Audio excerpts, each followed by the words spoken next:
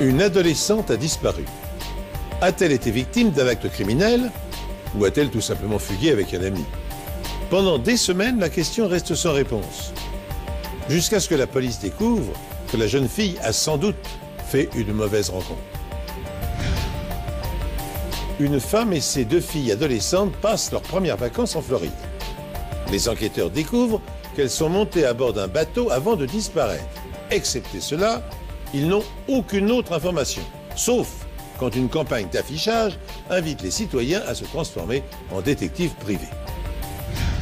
Bonjour, je suis heureux de vous retrouver pour ces 2 nouvelles affaires des enquêtes impossibles. Depuis qu'une panoplie de nouvelles technologies est entrée au service des experts scientifiques, rares sont aujourd'hui les meurtriers qui parviennent à se soustraire aux enquêteurs.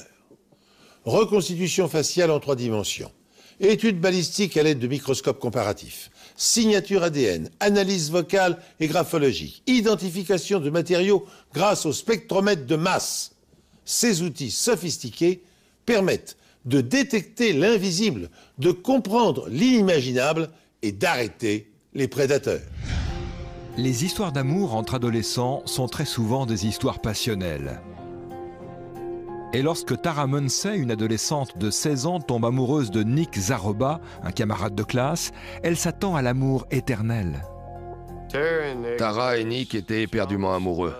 Le seul problème avec ce genre d'amour passionnel, c'est que c'est à double tranchant, parfois extraordinaire, parfois déchirant. Une fois son bac en poche, Nick s'engage dans la Navy. Il est affecté à la base navale des Grands Lacs dans l'Illinois. Tara doit rester en Virginie, elle n'est qu'en terminale. Elle était folle de lui, elle ne parlait que de lui. Ils avaient déjà prévu de se marier. Mais la nuit du 25 janvier 2000, Tara, serveuse dans un fast-food de la région, ne rentre pas de son travail. Ce n'était pas dans ses habitudes, elle appelait toujours pour dire qu'elle rentrait. Les parents de Tara appellent immédiatement le bureau du shérif, mais la police connaît par cœur ce genre d'histoire. On reçoit souvent ce genre d'appels concernant des ados disparus depuis quelques heures.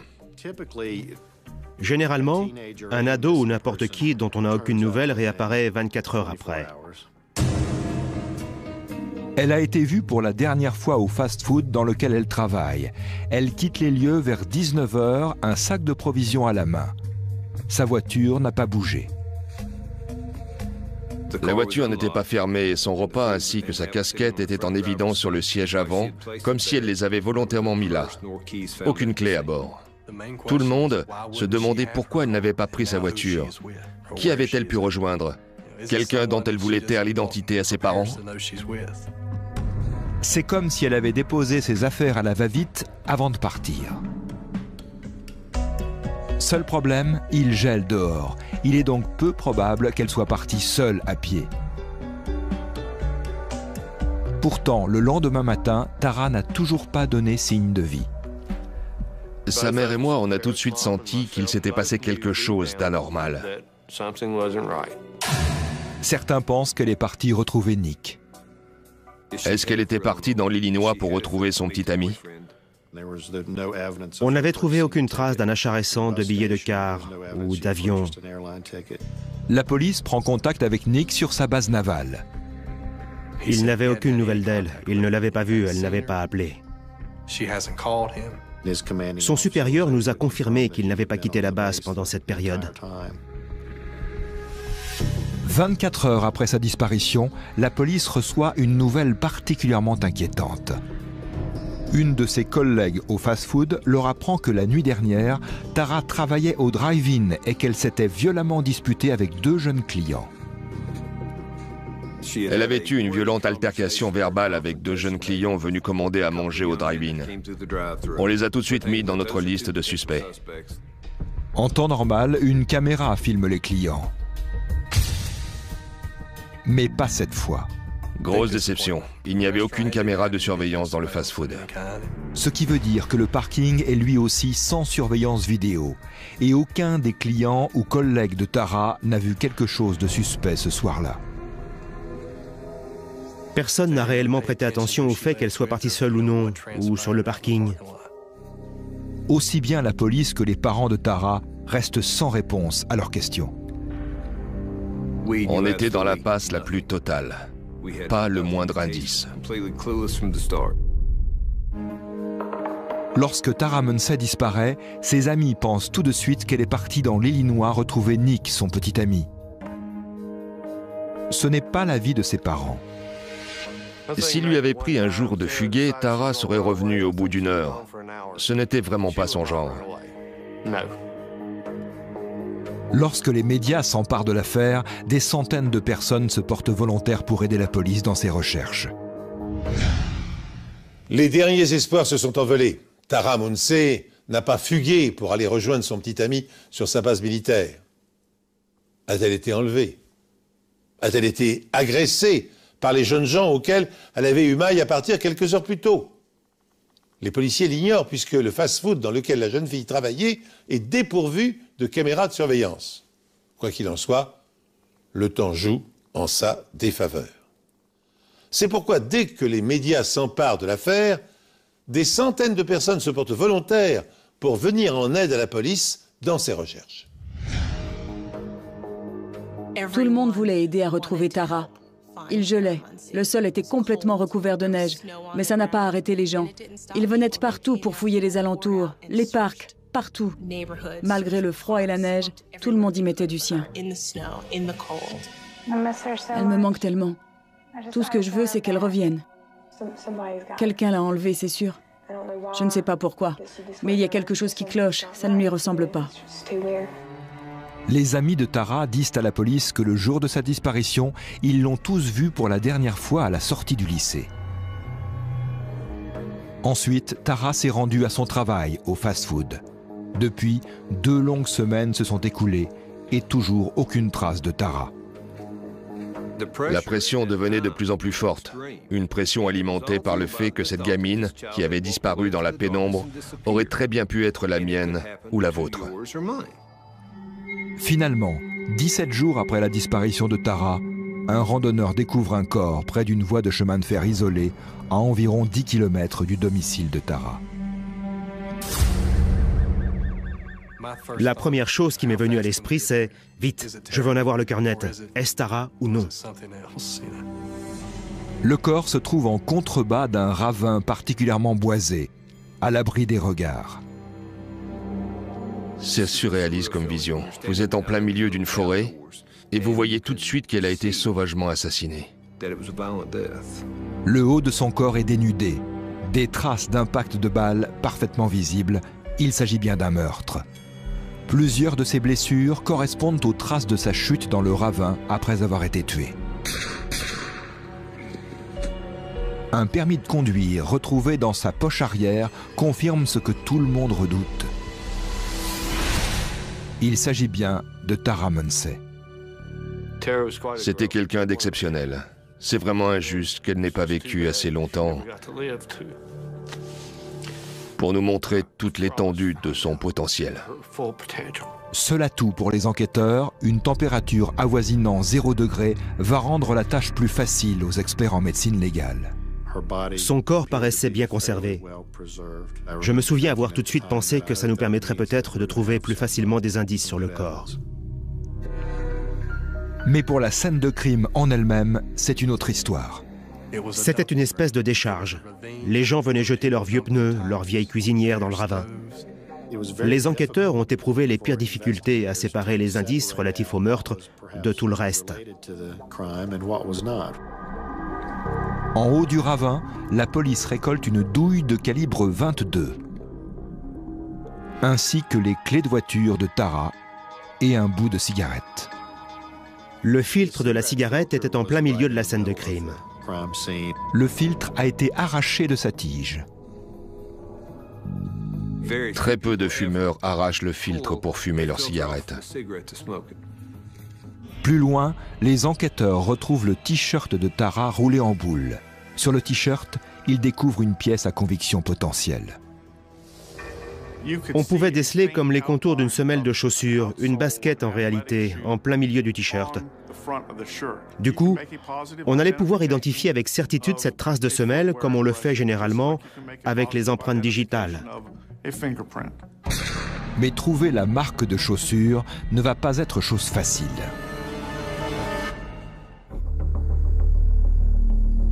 L'autopsie de Tara Munsey révèle qu'elle a très certainement été tuée le jour de sa disparition. Elle a reçu 4 balles à bout portant. C'est une véritable exécution. Je suis convaincu qu'on lui a d'abord tiré une balle dans le thorax et une fois à terre, le tueur s'est approché de sa tête, a pointé son arme et a tiré 3 balles de plus. Tara a du sang sous les ongles, signe qu'elle a vivement résisté à son agresseur. Selon ses proches, Tara Munsey n'était pas facilement impressionnable. Elle se serait défendue corps et âme contre n'importe qui. On a beaucoup pleuré, en imaginant toute sa détresse, tout ce qu'elle a pu endurer. On a eu beaucoup de mal à le supporter, vraiment beaucoup de mal. Malgré un kit de viol négatif sur le corps de Tara, le médecin légiste récolte un échantillon de fluide séminal sur le corps. Toutes les preuves médico-légales sont envoyées au labo pour des tests ADN. Mais c'est la balistique qui va permettre de faire avancer l'affaire. L'arme du crime a laissé des stries et perforations caractéristiques sur les balles ayant provoqué la mort. La police dispose maintenant de 3 indices importants recueillis sur la scène de crime. Le t-shirt de Tara, sur lequel est imprimée l'empreinte d'une semelle de chaussures de sport. Un filtre de cigarette et une douille de calibre 22. Comme l'empreinte est brouillée et que le meurtrier n'a vraisemblablement pas porté le filtre en bouche, les experts en balistique se focalisent sur la douille. Car si les balles portent la trace des rayures du canon, les douilles sont elles aussi marquées de façon particulière par le percuteur au moment du coup de feu.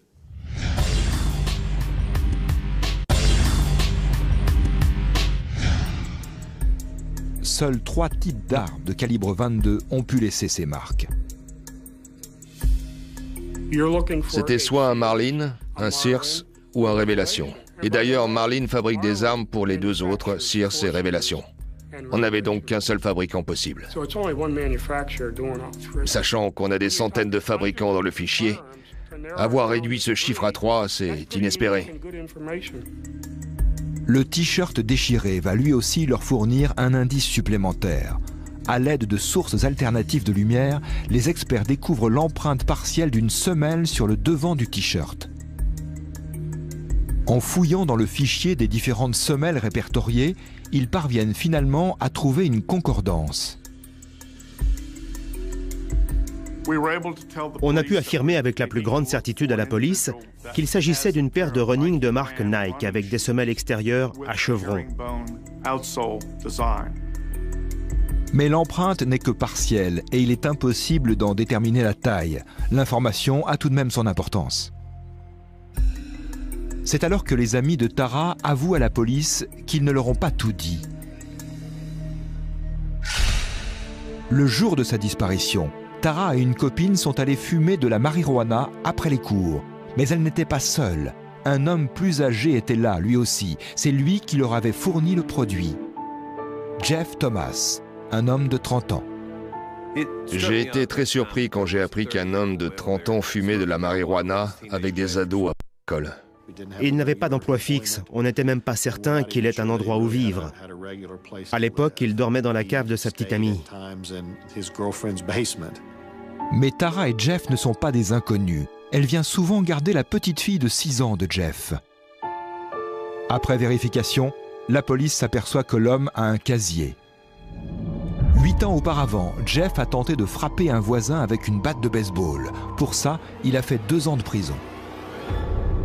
Lors de son interrogatoire, Jeff Thomas nie formellement toute implication dans le meurtre et affirme même avoir un alibi.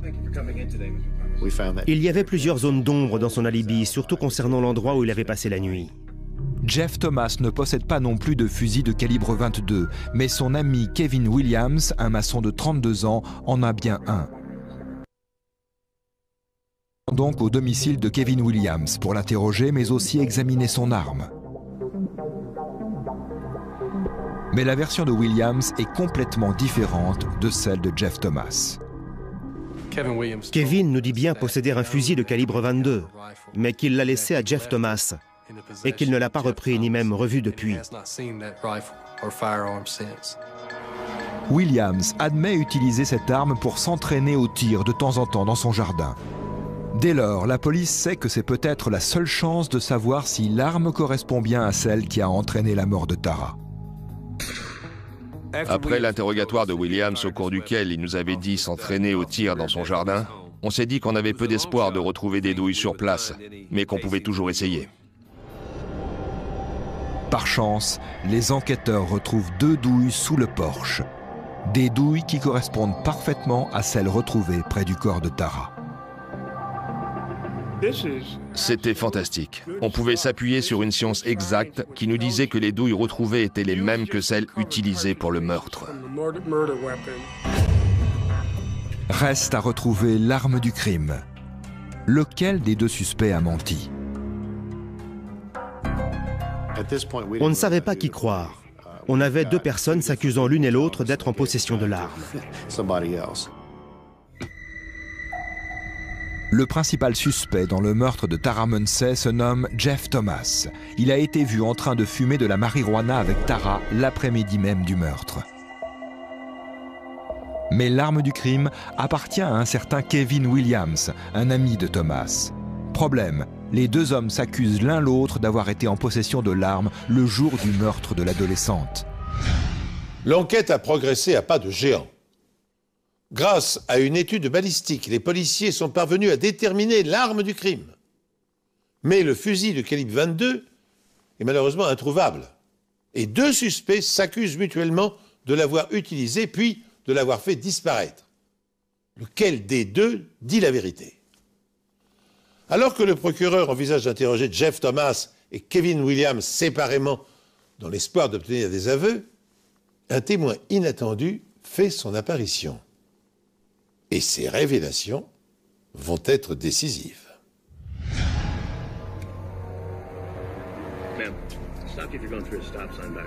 Une femme s'était fait arrêter en voiture par un policier pour une infraction au code de la route et apparemment, elle savait quelque chose sur cette affaire. Une femme du nom de Barbara Elton. Une fois au poste, elle avoue aux inspecteurs qu'elle sait quelque chose qu'elle a gardé pour elle depuis plusieurs semaines. Elle prétend connaître Jeff Thomas. Il aurait vécu chez elle au moment du meurtre de Tara Munsey. La nuit du crime, Thomas fait preuve d'un comportement plutôt agité en rentrant à la maison. Il avait plein de boue sur lui. Il était très en colère et il lui a dit qu'il avait fait n'importe quoi.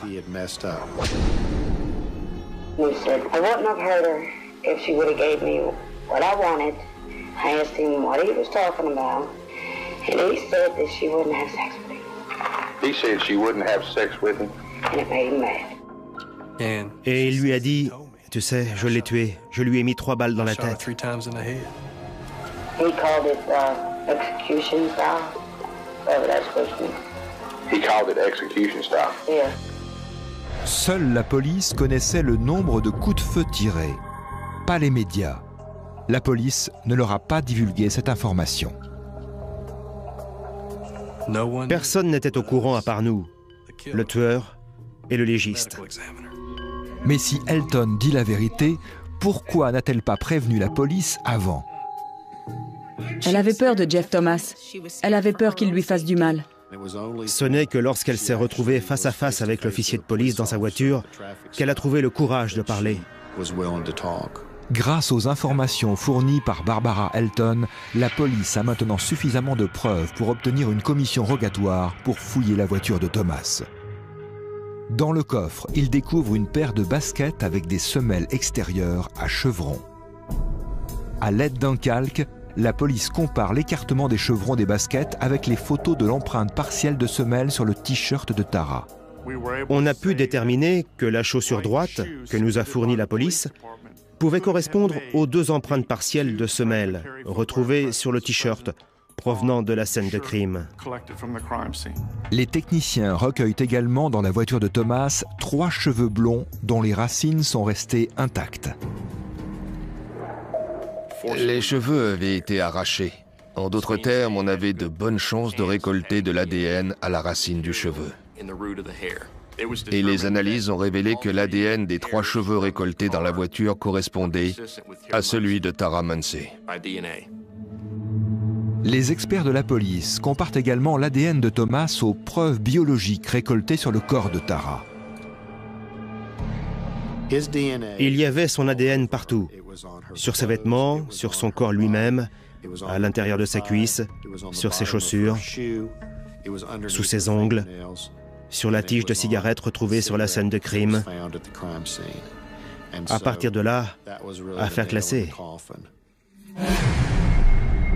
Pour le ministère public, Jeff Thomas s'est arrêté devant le fast-food au moment où Tara sortait de son travail.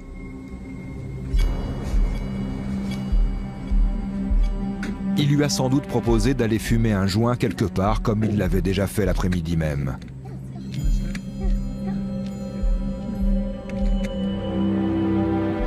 Arrivé à destination, Thomas lui fait des avances, mais Tara refuse. Alors, il l'agresse, mais elle se défend. Il déchire son t-shirt. Elle le griffe au visage.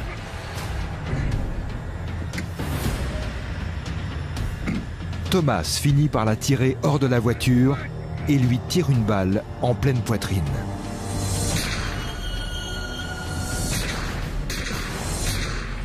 Puis 3 autres dans la tête, laissant au passage une empreinte de semelle sur son t-shirt. Il pousse le corps dans le ravin. Puis prend le temps de fumer une cigarette après en avoir arraché le filtre. Vous enlevez toujours le filtre? Ouais, je le fais toujours.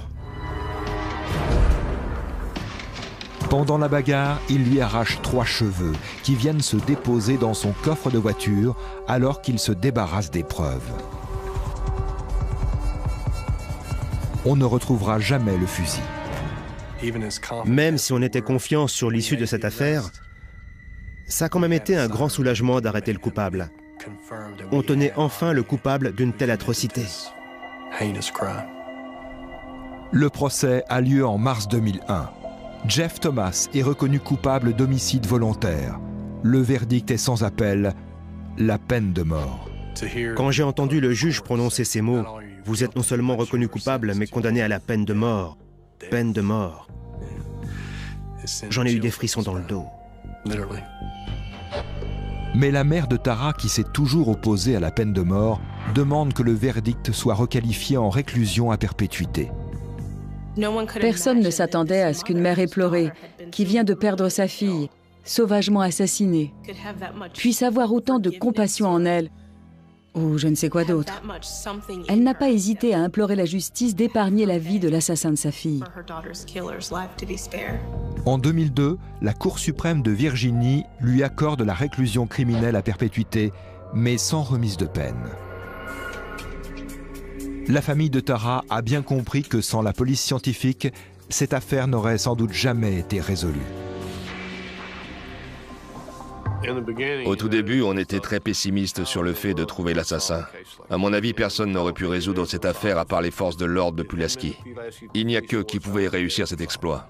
Au final, on avait beaucoup de preuves indirectes, mais c'est la science qui a réellement permis de résoudre l'affaire.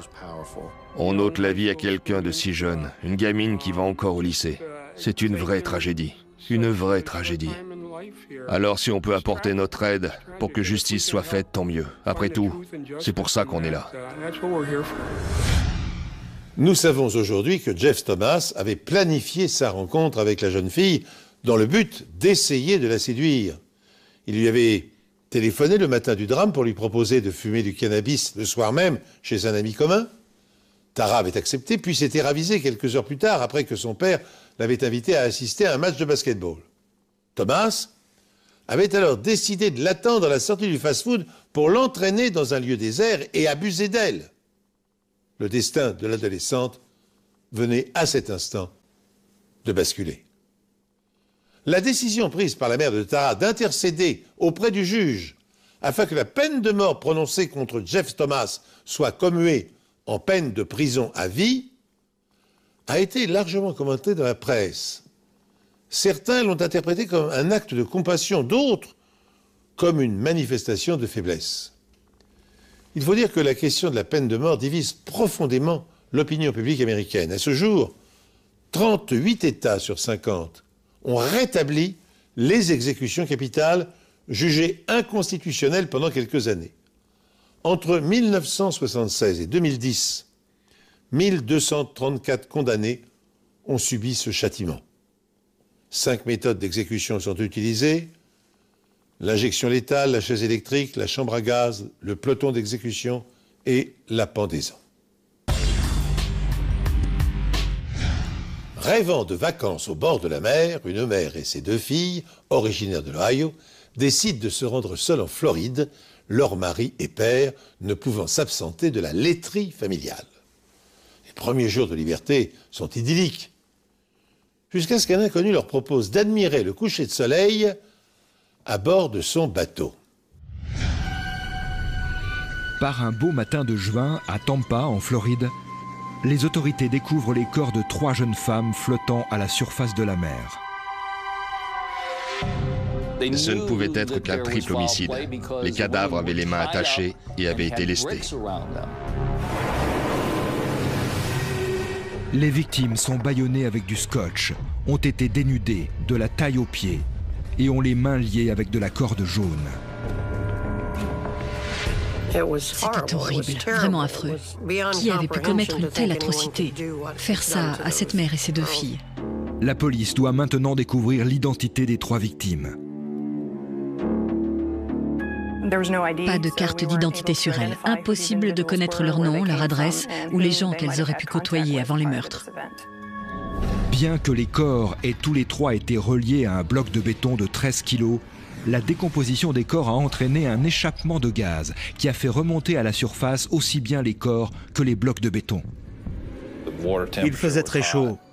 Si tout cela s'était produit par des températures plus fraîches dans des eaux plus froides, un seul bloc de béton aurait suffi à garder les corps immergés. Et tout cela aurait demandé des analyses beaucoup plus approfondies. Selon le légiste, les corps sont au fond de l'eau depuis au moins 3 jours. Pour déterminer l'endroit précis où on les a jetés à l'eau, la police demande à l'université de South Florida d'analyser la variation des courants pendant cette période. Et ils sont arrivés à la conclusion que les corps avaient sans doute été jetés au centre de la baie, ni du haut d'un pont, ni du littoral. Après avoir appris l'affaire dans les médias, le gérant d'un hôtel des environs décide d'appeler la police. Il leur apprend qu'une femme accompagnée de ses 2 filles lui a pris une chambre 3 jours auparavant. Il ne les a pas revues depuis, mais leurs affaires sont toujours là. Rien n'avait disparu. C'était typiquement le genre d'affaires qu'on prend pour quelques jours de vacances. C'était comme si personne n'avait réellement eu le temps d'occuper la chambre. Les lits étaient faits, les serviettes bien pliées, rien n'avait bougé. La chambre était occupée par Joan Rogers et ses 2 filles.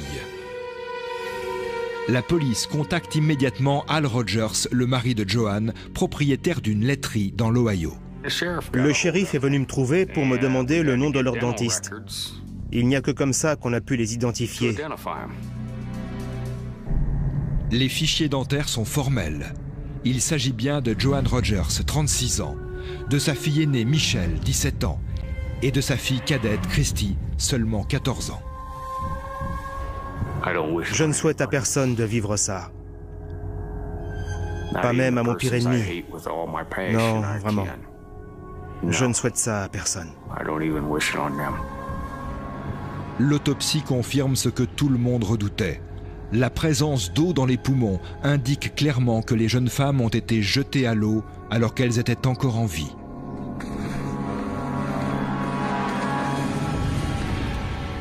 Pour la police, c'est bien plus qu'un simple meurtre. C'est tout bonnement une exécution.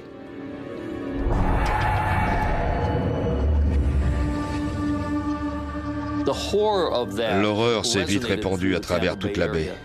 Les gens voulaient savoir quel monstre avait été capable d'une telle atrocité. Il n'a bandé les yeux à aucune d'entre elles pour qu'elles puissent voir les 2 autres se noyer. Je pense qu'il voulait voir la peur dans leurs yeux pendant qu'il commettait son crime. C'est un acte d'une rare perversité. Joan Rogers, une femme de 36 ans, et ses 2 filles âgées de 17 et 14 ans ont été exécutées en Floride. Lestées à des blocs de béton, elles ont vraisemblablement été jetées vivantes dans l'océan. Les enquêteurs supposent que leur assassin est soit un touriste, soit un homme résidant dans la baie de Tampa. Quelqu'un que les victimes ne connaissaient pas et qu'il va donc être très difficile d'identifier. Lorsque Joan Rogers et ses 2 filles décident de partir une semaine en Floride pour les vacances, Al, le mari de Joan et père des 2 enfants, choisit de les laisser partir seuls. Il était propriétaire d'une laiterie, un boulot qui n'autorise pas le moindre jour de vacances. Mais malgré le retard de 3 jours pris par sa famille sur la date prévue de leur retour, Al ne se manifeste aux autorités qu'au bout de ce laps de temps. Il m'a paru assez froid, même très détaché. J'avais en face de moi un type qui venait de perdre toute sa famille. Pas une, mais 3 personnes, et il ne montrait aucune émotion. Il dit à la police qu'il n'a pas le temps de se morfondre. Il a une laiterie à faire tourner. Je me suis concentré sur mon travail quotidien sans vraiment penser à autre chose. La police essaie donc de retracer l'emploi du temps de Al le jour des meurtres. Heureusement pour lui, Al n'aime pas faire la cuisine. Il décide donc de prendre tous ses repas dans divers restaurants du coin. Plusieurs témoins le confirment. Tout le monde m'avait vu. J'étais allé prendre mon petit déjeuner là-bas et j'étais revenu le soir pour le dîner. Je ne pouvais pas être en Floride. Lors de l'autopsie, le légiste découvre que l'eau de mer a fait disparaître la grande majorité des preuves médico-légales. Avec les corps immergés pendant autant de temps, toute preuve matérielle comme des poils, fibres ou empreintes digitales n'ont pas résisté à l'eau. Elles ont tout bonnement été balayées. Il est de fait impossible de déterminer avec précision s'il y a eu agression sexuelle ou non. Nous n'avions rien, aucune preuve médico-légale à comparer à quoi que ce soit. La police se met à la recherche de la voiture de Joan Rogers et la retrouve à l'embarcadère pour bateaux. L'embarcadère se trouve à 1,5 km de l'hôtel et à plus de 40 km de l'endroit où les corps ont été retrouvés. À l'intérieur de la voiture, la police met la main sur 2 notes manuscrites. L'une indique la direction de l'hôtel. L'autre, écrite sur un papier en tête de l'hôtel, indique la direction de l'embarcadère. Les notes sont envoyées à une experte en graphologie pour analyse approfondie. L'écriture sur le papier en tête de l'hôtel correspondait à celle de Joan Rogers. Ça a été très facile à déterminer vu le nombre de notes manuscrites de sa main qu'on avait reçues. L'écriture sur la 2e note, celle qui indique la direction de l'hôtel de Rogers, appartient à quelqu'un d'autre. J'ai pu déterminer que l'écriture sur la 2e note n'appartenait ni à la mère ni à l'une de ses filles. Sur le mot Courtenay, figurant dans l'adresse de l'hôtel, le T est écrit en majuscule en plein milieu du mot. C'est plutôt inhabituel, non seulement parce qu'on voit une majuscule en plein milieu du mot, mais aussi parce qu'elle est précédée du R minuscule. C'est très étrange comme répartition spatiale. De plus, la lettre Y est écrite à chaque fois de manière différente, ce qui intrigue la graphologue. La lettre Y revenait à 4 reprises, et à chaque fois, il y avait une légère variation dans son écriture. C'était très important. On s'est concentré là-dessus. Si on trouvait l'auteur de cette note, on trouvait l'assassin. Mais en dehors de l'écriture, la note révèle un autre indice. Juste à côté de la direction à suivre, Joan Rogers a écrit quelque chose d'autre sur la note en question. Bleu et une abréviation du mot blanc. On a présumé qu'elle devait rencontrer quelqu'un en bleu et blanc. Mais en y réfléchissant, si on se dirige vers une descente de bateau, que peut-il y avoir de bleu et blanc? Un bateau. Malheureusement, aucun bateau n'accoste de manière permanente à l'embarcadère. Tout le monde, touristes et résidents, peut y amarrer son bateau pour la journée. La police va néanmoins découvrir quelque chose d'intéressant.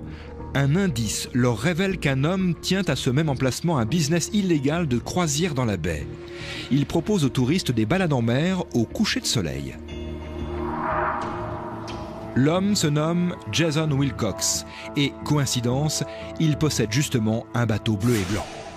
Après avoir vérifié son casier, la police découvre que l'homme en question a déjà fait de la prison pour agression sexuelle. Il habite à environ 8 km de l'embarcadère. Chez lui, on a retrouvé le bateau, mais aussi des blocs de béton. Wilcox nie toute implication dans le triple meurtre. Et sans preuve directe le reliant au meurtre, un juge ne délivrera pas facilement d'examen graphologique de son écriture. On a beau avoir le suspect idéal, celui qui a commis les meurtres, prouver sa culpabilité n'est jamais une partie de plaisir. La police dispose de 2 vagues indices et d'un suspect. Avant d'être assassinées, les jeunes femmes seraient montées à bord d'un bateau bleu et blanc. Mais il y en a des milliers d'identiques dans la baie de Tampa. Autant chercher une aiguille dans une botte de foin. Les enquêteurs sont également en possession d'un échantillon d'écriture du tueur présumé. Mais là encore, en l'absence de documents comparatifs, cet élément est inutilisable pour l'instant. Le suspect se nomme Jason Wilcox. Il est propriétaire d'un bateau qui répond au signalement. Il a été condamné pour violence sexuelle et des blocs de béton ont été retrouvés dans son garage. Par contre, Wilcox nie farouchement être impliqué dans le triple homicide et le procureur n'a aucune preuve matérielle pour le faire arrêter. Tandis que l'enquête piétine, une touriste canadienne de 24 ans dépose plainte au commissariat. Elle prétend avoir été violée à bord d'un bateau bleu et blanc.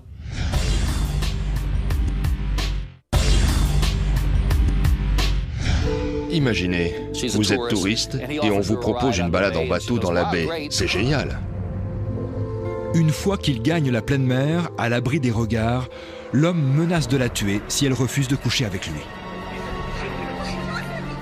Il lui dit aussi que les eaux sont infestées de requins au cas où elle tenterait de fuir à la nage. Elle l'a supplié de ne pas la violer en lui disant qu'elle était vierge.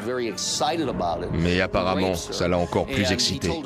Et il l'a finalement violée en lui disant qu'elle préférerait sans doute ça à la mort. Après quoi, il l'a attachée avec de la corde, comme pour la famille Rogers. Mais soudainement, l'homme est pris d'un mal étrange. Je ne sais pas si c'est à cause de l'excitation qu'il s'est senti mal ou si tout s'est passé dans sa tête, mais dans les 2 cas, c'est quand même un comportement plutôt étrange. Je ne sais pas, je suis ni médecin ni psychiatre, mais c'est quand même bizarre. De manière inexplicable, l'homme attend la tombée de la nuit pour se rapprocher de la côte et laisse sa victime s'enfuir à la nage. La police est maintenant convaincue qu'il s'agit de l'homme qui a assassiné la famille Rogers. Les 2 affaires étaient étrangement similaires.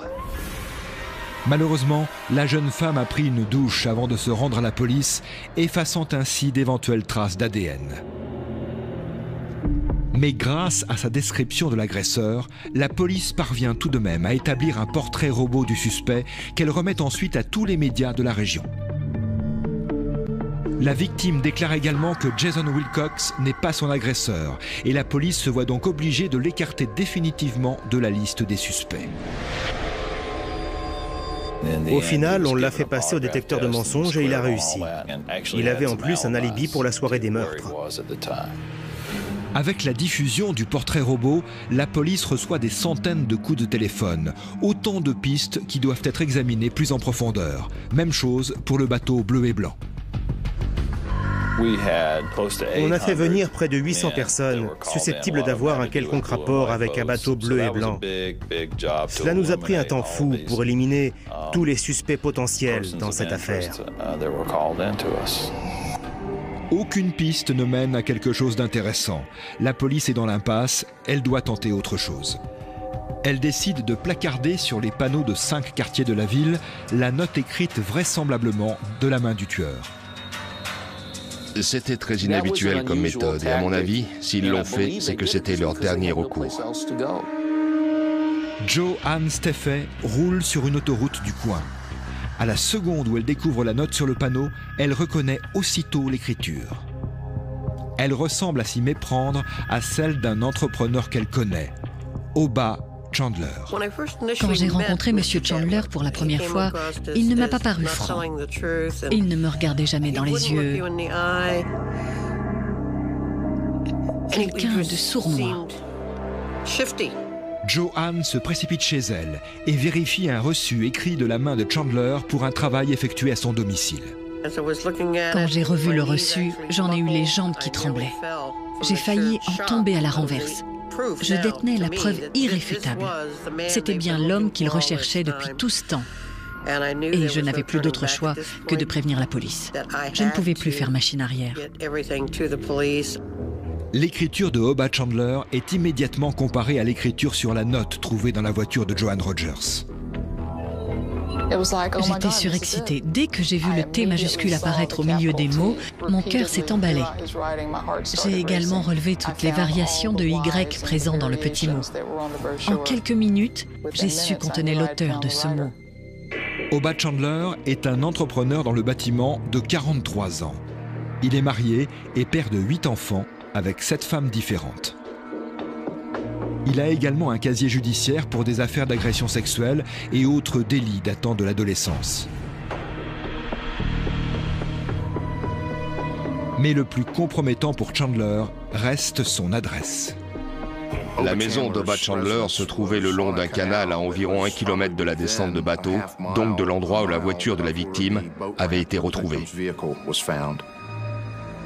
Les enquêteurs étudient les liaisons radio avec la côte pour tous les bateaux sortis en mer pendant la période des meurtres. En vérifiant les appels radio, on situe Oba Chandler en mer non seulement le jour du viol, mais aussi celui des meurtres. Ça nous a permis d'avancer à grands pas dans l'enquête. Oba Chandler commence par nier les faits. Mais lors de sa garde à vue, la police décide de sortir son joker en s'adressant à la seule personne en mesure d'identifier formellement Chandler. La touriste canadienne violée par un homme dans un bateau bleu et blanc. Dès qu'on lui a montré sa photo, elle a immédiatement réagi. Mais elle a quand même tenu à ce qu'on procède à une séance d'identification pour être tout à fait sûr.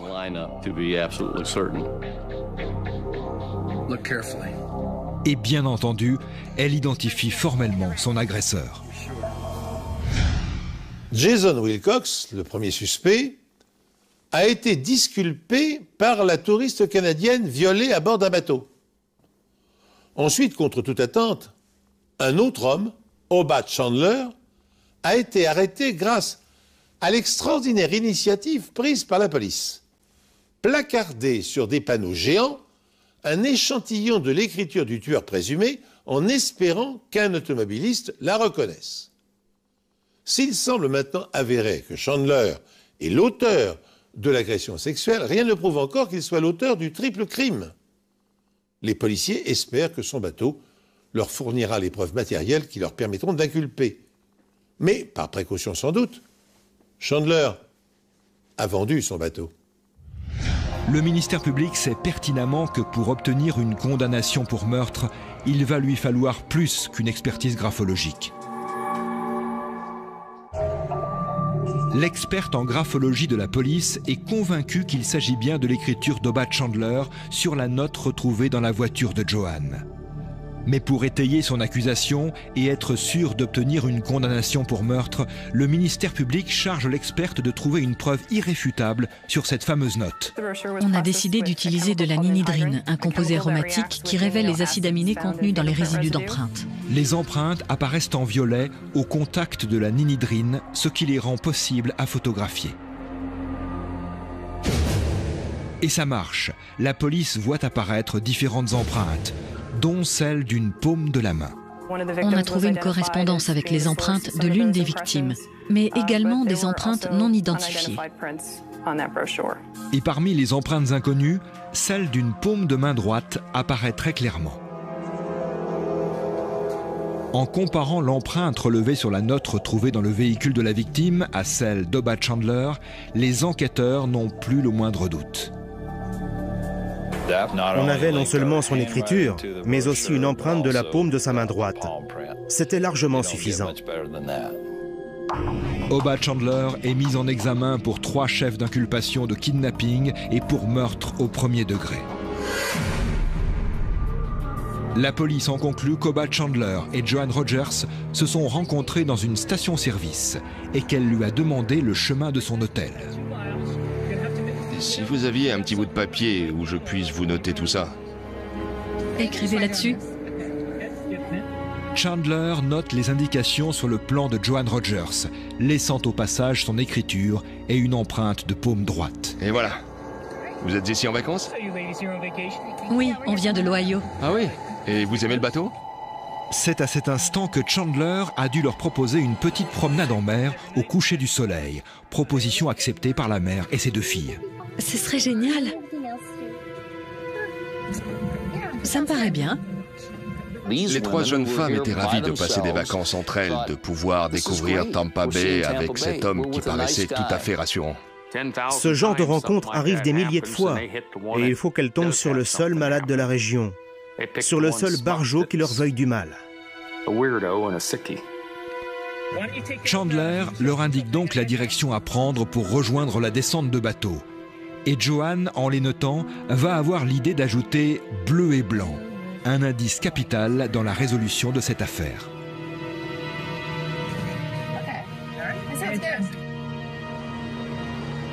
Un peu plus tard dans la soirée, Chandler les emmène en pleine mer. Elles ne peuvent plus lui échapper.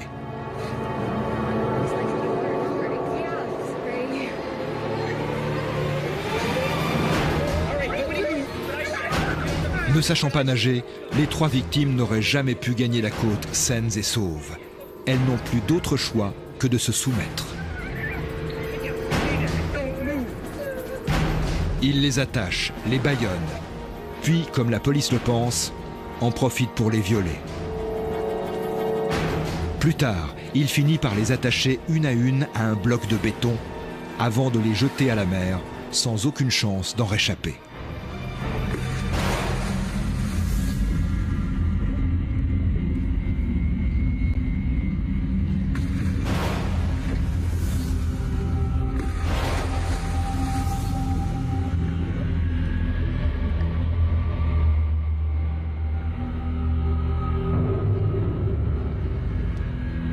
Mais Chandler va laisser derrière lui un indice capital dans cette affaire en appelant sa femme par liaison radio pour la prévenir qu'il a des problèmes de moteur et qu'il sera en retard pour le dîner.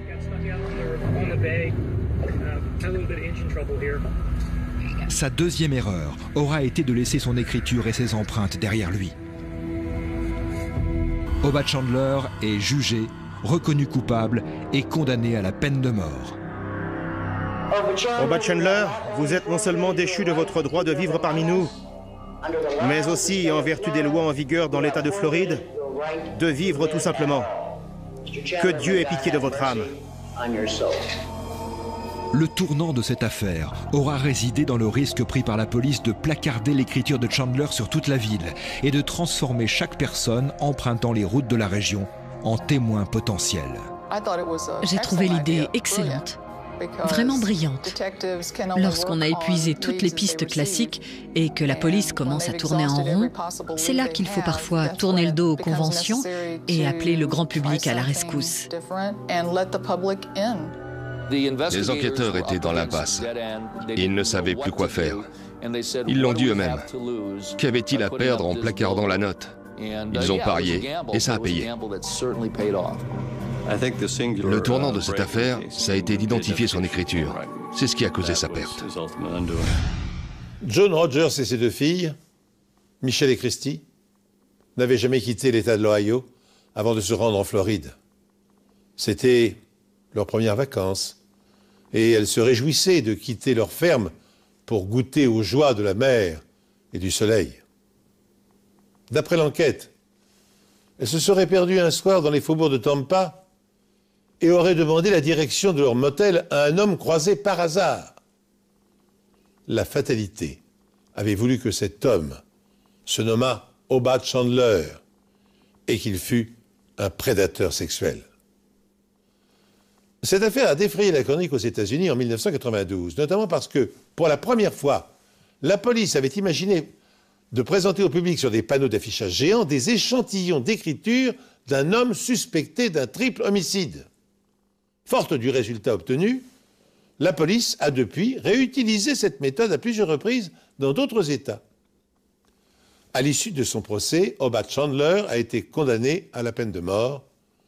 Le jury n'a délibéré que pendant 10 minutes avant de rendre son verdict. Les avocats de Chandler firent appel de la condamnation, mais sans succès.